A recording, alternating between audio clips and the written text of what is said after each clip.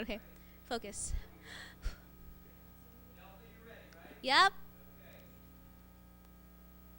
Hello, I'm Delpha Ramos, a student at Hopewell Valley Central High School in Pennington, and I'd like to welcome you to our program and our school's fall play, While the Lights Were Out. The murder farce set in Bermuda features a cast of 14 eccentric characters. More than one of them is murdered before the show is over, but we won't tell you who. To find out, you'll have to come to one of the 3 performances: a free senior citizens matinee at 2 p.m. on Sunday, November 14th, or an evening performance on November 19th or November 20th at 7:30 p.m. Today we're going to talk to a few actors: Jessica Pepperman, Marianne Muley, and Josh Robinson. Stagecraft teacher Mr. Angelo Anastasio, and first-time directors Mr. Jim Rowland and Miss Terry Solomon, who are both English teachers.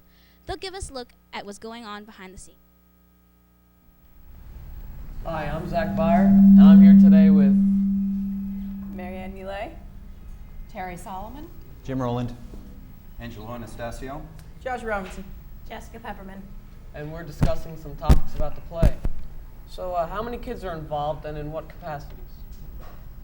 We have 26 kids cast in 2 casts. There are 14 parts in the play. So 26 students are working as actors.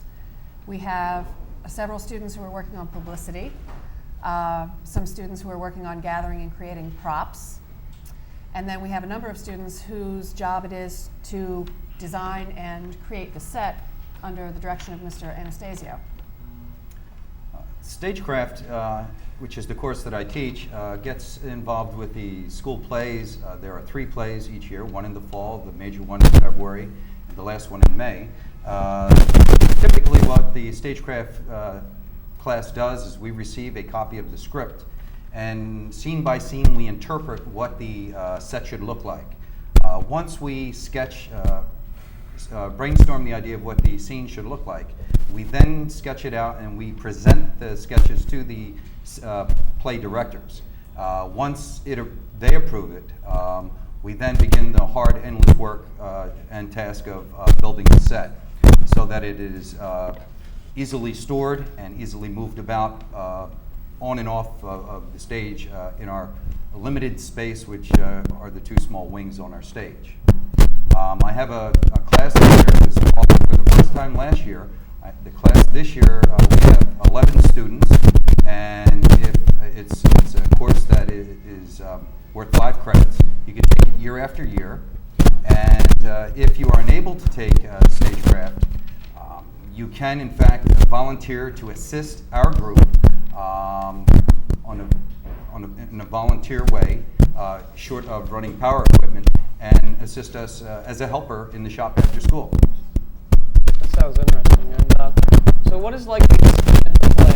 Memorizing lines, time pressure, getting along with the cast? Well, there's a lot to do on top of the schoolwork as far as memorizing the lines go.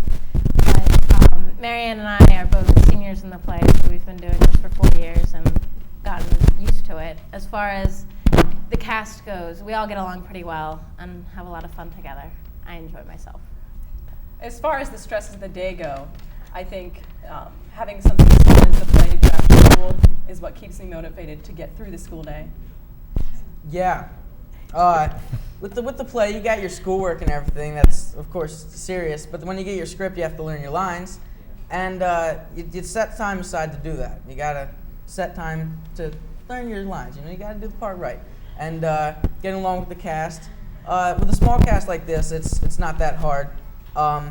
When you have a big cast like the main musical of the year, you pretty much you hang with your own cliques. You don't have to be buddies with everybody else, and it's pretty much a good thing, and it's real swell. What would you say the students get out of this? How would they benefit from being part of the play? A lot of discipline. You have to know what you're doing. There's due dates where it's like any other class. You have to have your lines memorized by a certain day. And a lot of other people are depending on you.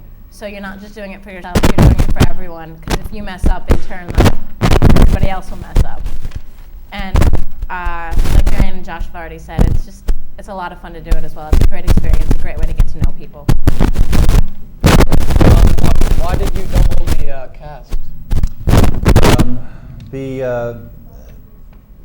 Solomon and I this summer read about 12 scripts to 12 plays that we found in a catalog that we'd like the descriptions of. We were expecting maybe 11 people to show up for tryouts. We had 57 people come to try to get cast in a part for a play, and we purposely chose a large play. There are 14 cast members, and we wanted as many people as possible to have a chance to act on stage.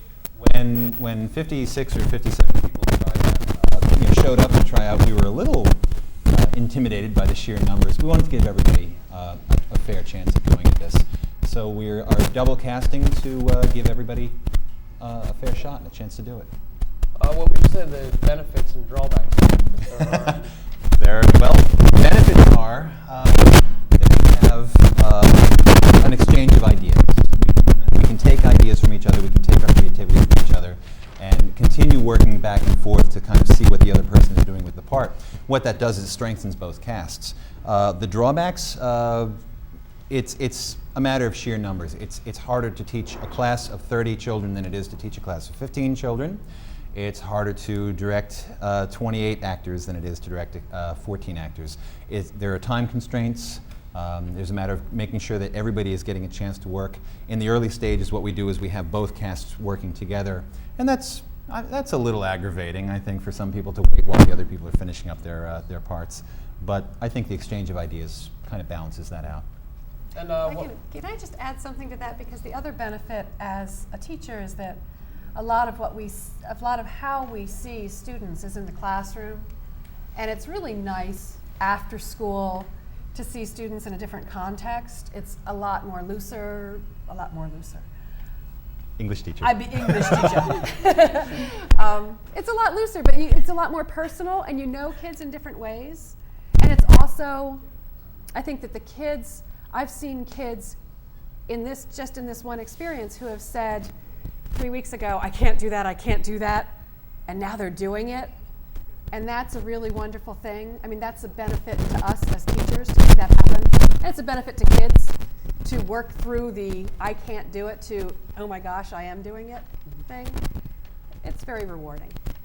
so what do you hope that the kids would get out of this production? Fun. World famous actors. Tony Awards.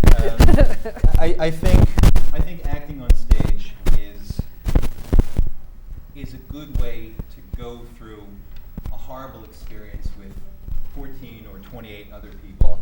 It establishes a kind of camaraderie between people. We're looking for the emotional aspect of having something that's that you can connect on. Also, I think acting in general is a good chance to sort of try on a few different hats. I realize you guys don't see it this way, but this is a developmental stage, and it gives people because you guys are completely grown up, obviously, but other children, not necessarily these here, it gives them a chance to see what it's like to act in a few different ways. To take a naturally shy person and put them on stage as a person who has to pretend to be bold and daring, it gives some people a chance in a safe environment to see what it would be like if I were to behave this way, what it would feel like. And I think that's one of the personal benefits of being in a situation like this. Discuss the 55 and older performance. For mature audiences only, yes.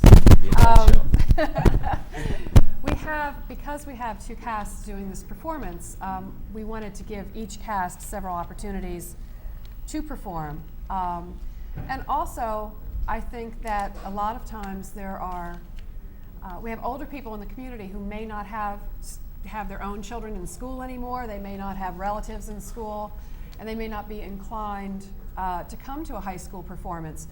But the older people in Hopewell Valley have been very supportive of the schools, and it's nice to try to give something back. So our idea was that on November 14th, which is a Sunday, we're having a free, I hate to call it senior citizens because too many of my friends are over 55 and hardly old, a mature audiences performance for anyone 55 and older at 2 o'clock in the afternoon on Sunday the 14th. And it's a way for them to come for free to see a very funny play and get to meet some of the actors, and a chance for the actors to perform another time. So I think it works out well for everybody, and I hope lots of people will come. Okay, well, thank you for joining us and answering some of our questions. Thank you. One rehearsal and the production still a few weeks away. As we tape this, we'd like to give you a sample of the farcical flavor of While the Lights Were Out. The scene that you are about to see takes place toward the end of the first act. Various dinner guests have been arriving at the home of Lord Clive Wickenham, a very wealthy and stingy British neurosurgeon who lives in Bermuda with his wife, Lady Monica, and their grown son, Algernon. Inspector Ben Braddock and his Sergeant Alma Threadle have been summoned to the Wickenham estate by a mysterious anonymous note. Though no one yet knows why the police may be needed, as the guests gather inside, storm clouds gather outside, and we hear the distant rumble of thunder.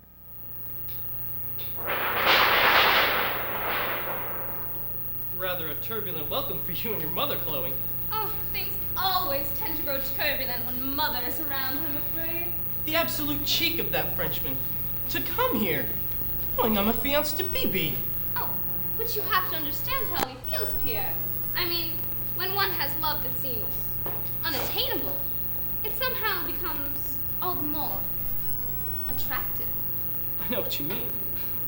Oh, my dearest darling. My love. My sweet. Algie. Chloe. We must be careful, someone might see. I don't care anymore. Let them see. If Father won't approve our being wed, I'll marry you anyway. Damn this stupid inheritance. Oh, but Algie, be practical. You're nothing without your father's money. I mean, darling, you're not good at anything. What possible form of employment could you secure? But I can't endure being without you, Chloe. If Father didn't have this silly notion about incest.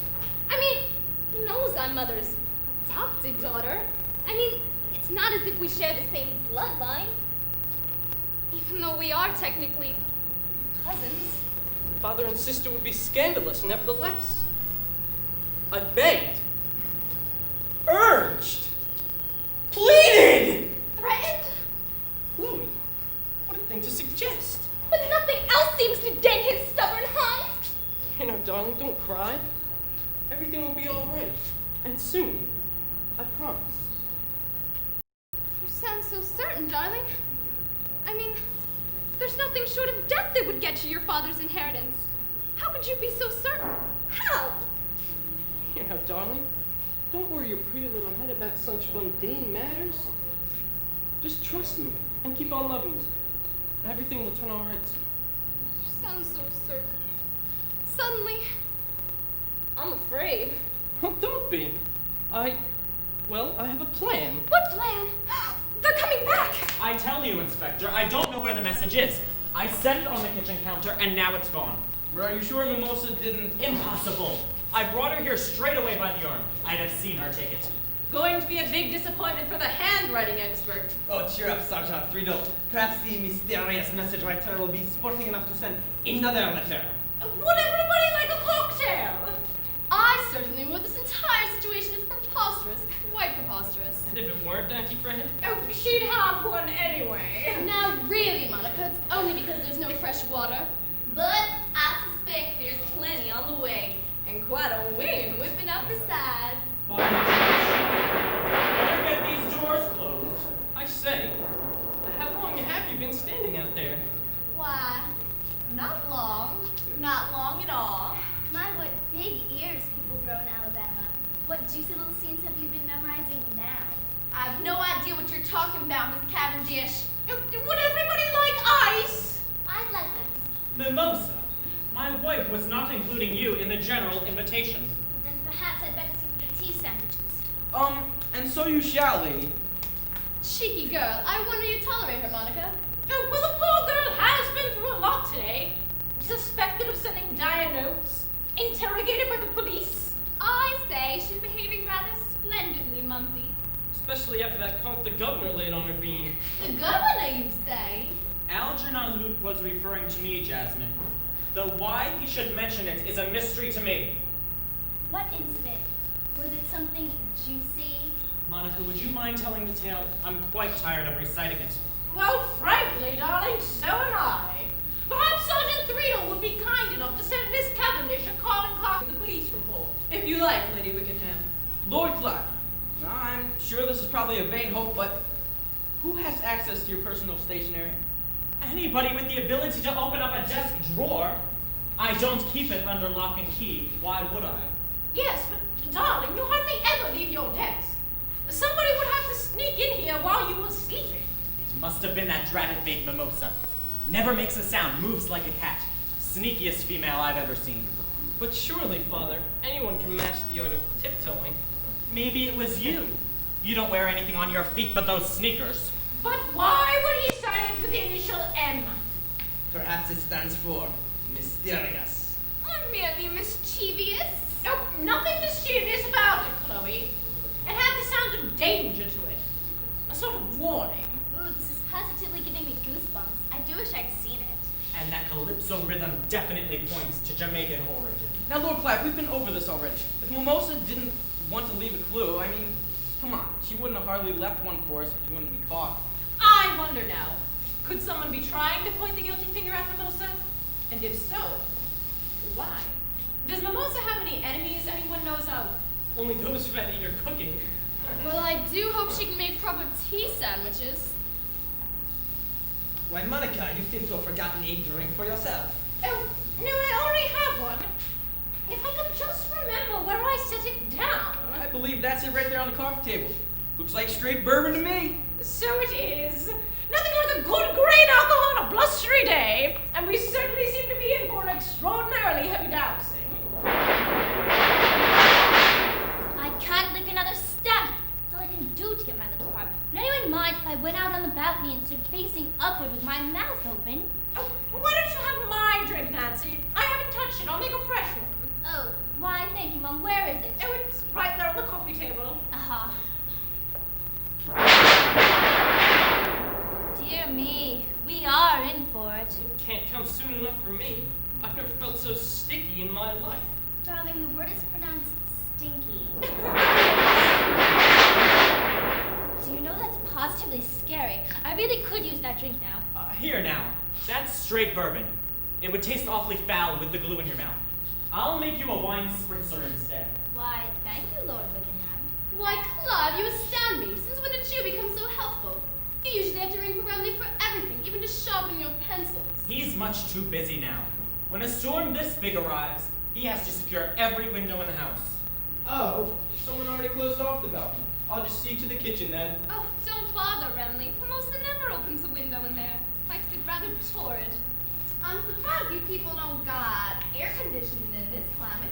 Never really needed it. Air conditioning would be quite superfluous, even though we've got the Blessed Island is so narrow. We get sea breezes from every direction at all times of the year. Not to mention it would be expensive. Do not tease the good doctor, Monica. I admire a man who is careful with his money. Excuse me, did you just say doctor? Father's a neurosurgeon. A world-famous neurosurgeon. Actually saved my life not too long ago. Nonsense. Piece of cake. Nothing simpler than a cervical laminectomy with fusion. Just takes a bloody long time. Oh dear me, I hope this storm lets up. All this thunder and lightning and wind is starting to give me the creeping willies. If that means a sort of impending doom sensation, I know exactly what you mean. What sort of doom, Algie? Tea is served. Sauce!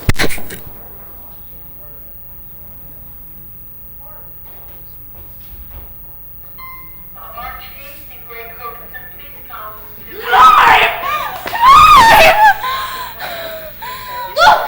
Behind the desk! A message written in blood! Who's this blonde lady? This beautiful blonde lady. Oh, the bloody dagger! A dagger? And what was that gunshot we heard? And who drew the drapes across the French doors? Inspector. Is he...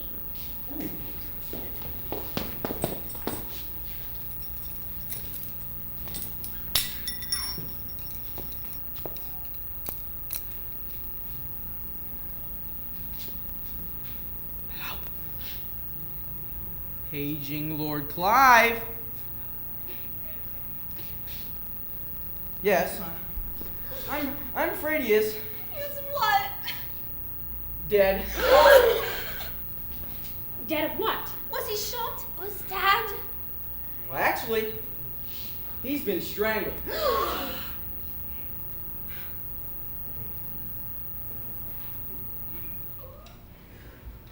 While the Lights Were Out will be performed at Hopewell Valley Central High School in Hopewell Valley. If you are 55 years old or older, the cast and crew invites you to a free matinee preview on Sunday, November 14th at 2 o'clock p.m. The general public is invited on Friday and Saturday, November 19th and 20th at 7:30 p.m. Tickets for evening performances are $5 and will be available at the door. Come find out what happened while the lights were out.